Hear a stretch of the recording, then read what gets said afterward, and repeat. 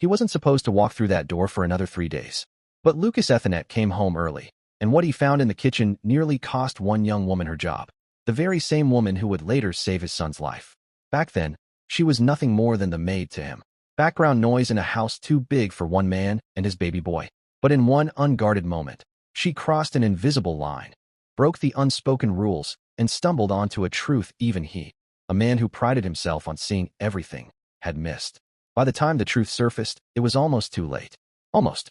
So stay with me until the end, because this story might just change the way you think about love, trust, and second chances.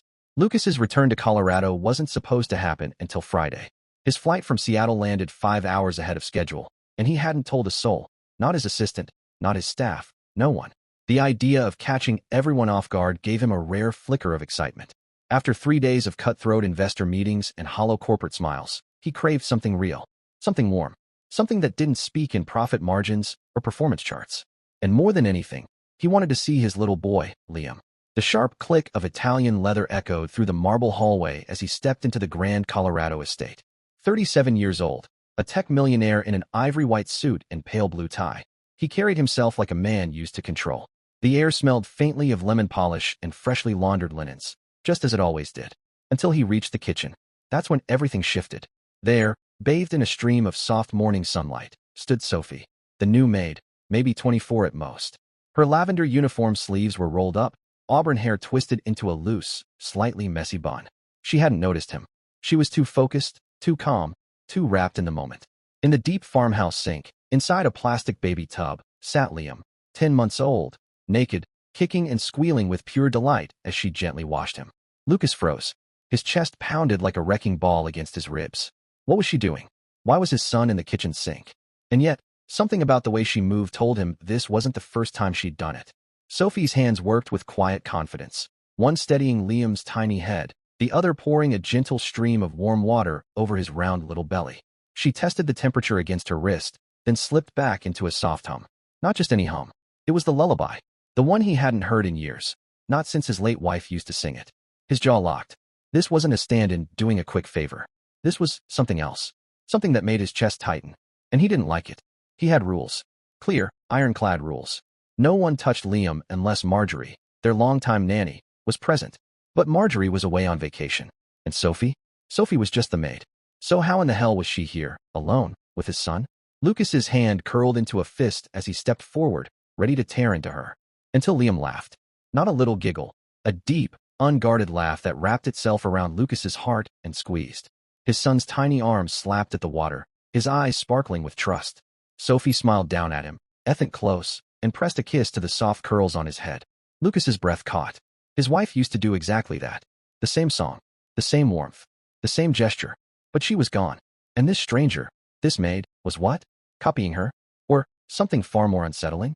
His voice cracked the air like breaking glass. What the hell do you think you're doing? Sophie jolted, nearly dropping the washcloth. She spun around, her face draining of color. Mr. Bennett. I didn't know you were back. Where's Marjorie? He demanded. She's on leave, sir. I didn't expect. You didn't expect the man who pays your salary to walk into his own kitchen? His words sliced sharp. Liam had a fever, she blurted. He wouldn't stop crying. I didn't want to wait. Last time this happened, warm water helped him calm down. I just acted on instinct. Instinct? His laugh was bitter. I pay for the best care money can buy. You clean floors and polish tables. You don't touch my son. Her eyes glistened. I wasn't trying to overstep. He was burning up. There was no one else around, Sophie whispered. I couldn't just ignore it. Lucas drew in a long, slow breath, the kind that burned in his chest. Liam, now bundled in a thick, fluffy towel, made a soft, contented gurgle in her arms. Put him down, Lucas said, his voice low but edged with steel. Pack your things. You're fired. Her lips quivered. Please, sir. I didn't mean. I don't repeat myself, he cut in, sharp as a blade. The words hung in the air like dark thunderclouds, heavy and impossible to take back. Sophie's chin dipped in a small nod. She held Liam tighter, as if she knew it might be the last time she'd ever feel his tiny heartbeat against her chest. Then, without another plea, she turned and walked away. Silent, shattered, leaving behind a trail of heartbreak, so quiet it almost hurt more than tears. Lucas stayed where he was, leaning into the cold granite counter. The sound of the dripping faucet filled the kitchen, louder now than his own thoughts. Why hadn't anyone told him his son was sick? Why didn't he know? Why had that lullaby clawed at him the way it did? And why did it feel like he had just made the wrong call? Have you ever misjudged someone, only to realize too late they were exactly what you needed? Later, in his office, Lucas sat at his polished oak desk. The house was so still it felt like the walls were holding their breath. It was the kind of silence that could crush you. The silence of a man who could control a billion-dollar empire, but had just lost control of something far more delicate, his home. By all logic, he should have felt justified. He'd done what any responsible father would have done, right? A stranger had crossed the line. Boundaries had been violated. He'd taken decisive action. Case closed. So why did it feel like he'd just made a mistake he couldn't undo? He pulled out his phone and opened the baby monitor app. Liam was asleep in his crib, cheeks still a touch pink, chest rising and falling in calm rhythm, wrapped snugly in his blanket. Alone, Lucas's eyes stayed locked on the screen. It should have been reassuring. It wasn't. Instead, his mind kept circling back to Sophie's face. The fear when he barked at her, the way she clutched Liam as if he were her own, the way she'd instinctively tested the bathwater against her wrist, like someone who'd done it 100 times, like someone trained. And her hands never shook. Those movements, they weren't the fumbling guesses of a maid making it up as she went. They were precise, familiar, confident. Something wasn't adding up. Upstairs, in the quiet of the guest room, Sophie packed in silence. Her lavender uniform was rumpled now, her fingers trembling as she folded the last of her clothes. On top of the stack, she placed a worn photograph, a little boy in a wheelchair, grinning as if joy itself lived inside him. Ethan, her baby brother. Gone 3 years now, but never gone from her heart. Ethan had suffered from epilepsy. After their parents died suddenly, Sophie had walked away from nursing school in Chicago to care for him full-time. There hadn't been a choice. No family left. No safety net. Just the two of them against the world. She worked any job she could find. Nights. Weekends. Whatever kept food on the table and a roof over their heads. She'd given up everything so Ethan could have the smallest shot at comfort. Even though he couldn't take a single step without help. She never told anyone. People didn't want maids with stories. They wanted silence. Invisibility. But Sophie never stopped caring. So when she'd seen Liam flushed with fever, she hadn't paused to think. Her body just moved. A soft knock broke the stillness.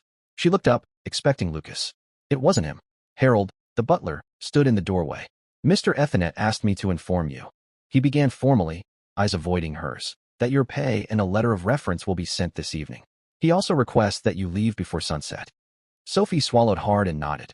I understand, she whispered, barely audible. She reached for her bag, giving the small room one last look before stepping toward the door. That's when she heard it. A cry. Not the soft fuss of hunger. Not the whimper of sleep. But that high-pitched, desperate cry she'd heard last night. The one that had ripped through the air when Liam's fever had spiked. Her pulse jumped. She wasn't supposed to go back in. She no longer had permission. But her feet ignored the rules. She was already moving. Sophie burst into the nursery. Liam was writhing in his crib, tiny fists clenched, his forehead glistening with sweat. His breaths came shallow and uneven. Panic slammed into her like a wave. Oh no. No. Baby, she murmured, hurrying to his side. Her hand, cool and steady, pressed gently to his burning forehead. Burning. Hotter than before. Behind her, a voice cut through the air. Step away from him. Sophie froze. Lucas stood in the doorway, arms folded tight, his expression unreadable. He's not okay, she said softly, not turning around. His fever's worse. His breathing, something's wrong. I've already called the doctor, he replied. There's no time, she countered, her voice low but urgent. He could be dehydrated. It's starting to hit his lungs. If this keeps going, he could seize. His eyes narrowed. And how would you even know that? She turned then, finally meeting his gaze. Eyes red, but steady. Because I've seen it before. With my brother. I took care of him for 7 years after his epilepsy diagnosis. I dropped out of nursing school to do it. I know what this kind of fever can turn into. Lucas didn't move, didn't speak, but something in his expression cracked, whether it was fear or guilt, even he couldn't say. You don't know me, Sophie continued. And that's fine, but I couldn't walk away. Not when I know exactly what's coming. Liam let out a weak whimper, almost as if to back her up. Lucas looked at his son, really looked.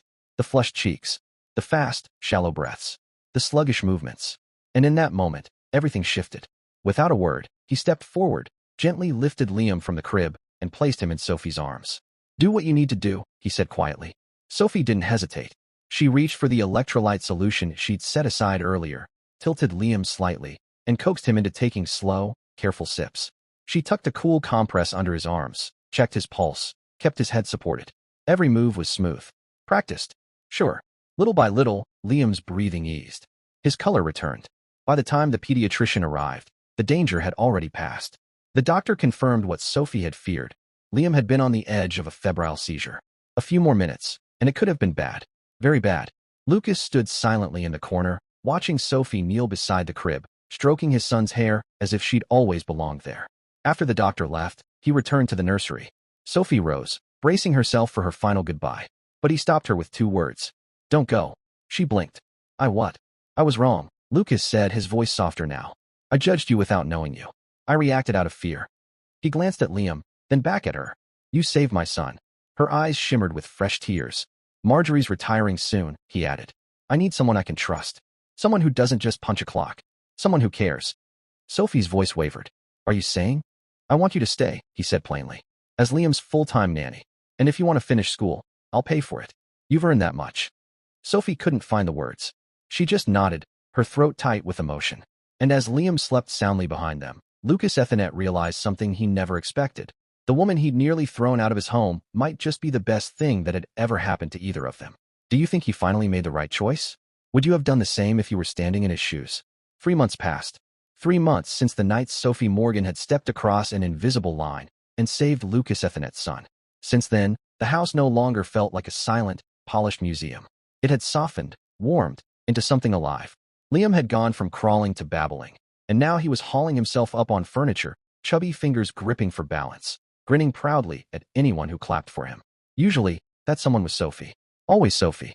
She was no longer just the caretaker. She had become the heartbeat of the home. Yes, there were still rules. Lucas was nothing if not structured, but slowly, the rigid lines began to fade. One day, she was handed her own key. Another day, she was asked to help choose new curtains for the nursery. When Liam's first tooth came in, it was Sophie who took the photo, and Lucas who had it framed for his desk. Some nights, Lucas found himself stopping in the hallway outside Liam's room, listening to the gentle hum of Sophie's lullaby as she settled him. The same lullaby his wife used to sing. But now it didn't haunt him. It comforted him. That melody had stopped being a ghost from his past and had become a bridge. A bridge between what he'd lost and what might still be ahead. He never set out to fall for her. Truly, he didn't. It began as gratitude. Then came admiration. Then respect. And somehow, impossibly, trust. A trust he never thought he could feel again. Now it was something deeper. He saw it in the way Sophie looked at Liam, not with duty, but with love. And in the way she handled him, his moods, his silences, his sharp edges, with a quiet grace he didn't know he needed until she was there. She never needed anything from him. Never asked. She just showed up, every single day, and somehow, that changed him more than anything else could have. The real turning point came on her graduation day. She'd been quietly working on her pediatric nursing degree, finishing it part-time. He hadn't even known she'd re-enrolled until a week before the ceremony. He offered her the day off. She refused, said she couldn't imagine walking across that stage without Liam there to cheer her on. So Lucas went too. He sat in the front row of a modest auditorium, Liam perched happily on his lap as Sophie crossed the stage, radiant, tears shining in her eyes as she accepted her diploma. She scanned the crowd, and when she spotted them, Liam waving his stuffed lion and Lucas grinning from ear to ear, her smile broke wide open. After the ceremony, he waited for her under a tall sycamore tree. You didn't have to come, she said, brushing a curl from her face. He handed her a bouquet of white tulips. I wouldn't have missed it. They stood in quiet for a moment, watching the sun dip behind the buildings. I've been thinking, she said softly, about applying to hospitals. Maybe even the Riverside Children's Hospital in the next town. I know my time here was supposed to be temporary, and now that I'm certified. You could stay, he interrupted. She blinked. You mean? I mean as Liam's full-time nanny, he said. Or, if you wanted something more. Sophie's breath caught. Lucas, I know this isn't what either of us expected, she said. But you've changed things here. You've changed me, and I can't picture this house without you in it. He paused. That said, I'd never want to hold you back from anything. She hesitated. What if I don't know what I want yet? Then take your time, he told her. Just know there's a place for you here. That night, as Liam drifted to sleep in Sophie's arms, Lucas stood in the doorway, watching. And for the first time since his wife's death, he didn't feel like a man simply surviving grief. He felt like a man building something new. Days turned to weeks. Sophie began volunteering once a week at the clinic, and still came home every day to Liam. Lucas started leaving the office early, cooking dinner with her, even learning to fold laundry, badly, but with effort. Then came the storm. A sudden summer downpour rolled in, wind howling, rain pounding the windows. The lights flickered. Liam had just come down with a cold, and Lucas's mind went straight back to that night months ago, the night Sophie had caught his fever before anyone else had even noticed. But this time, he didn't reach for the phone to call the doctor first. He called Sophie. She came rushing home from her volunteer shift, rain-soaked, hair plastered to her cheeks, and smiling the second she saw them. "Still scared of baby sniffles, huh?" she teased. He didn't answer, just watched her. "You okay?" she asked, stepping closer. "No," he said quietly. "I'm not." And then he kissed her, not from panic, not from confusion, but because every moment between them had been building to this one. She didn't pull away. When they finally broke apart, breathless, neither of them spoke. They didn't need to. It didn't turn into a whirlwind romance. There were no dramatic proposals or public declarations. Just a slow deepening, a quiet understanding that love had grown here. Not from fairy tales, but from trust, patience, and showing up for each other, again and again. Sophie stayed, not just as Liam's caregiver, but as his home. Lucas began stepping back from high-pressure board roles. He built something new, a company focused on pediatric health technology, inspired by the care Sophie had given his son when no one else had been there. They traveled together. First small weekend getaways, then further. Liam's first plane ride was to see the ocean. He squealed so loudly during takeoff that Sophie laughed until tears streamed down her face. They made memories, not because they chased them, but because they showed up for the little moments. On the anniversary of Ethan's passing, Sophie placed that worn photo of her brother on the mantel. Beside it, a new picture, Liam, beaming, tucked under her arm. The house that had once felt like a shrine to grief now pulsed with life. Lucas never forgot his wife. Sophie never forgot her brother. They didn't erase the past. They carried it. They honored it. And together, they built something better. Love didn't heal everything, but it taught them how to live again. Do you believe second chances can lead to something even better than the first? Have you ever trusted your instincts and had it change everything? If this story touched you, comment 100 below.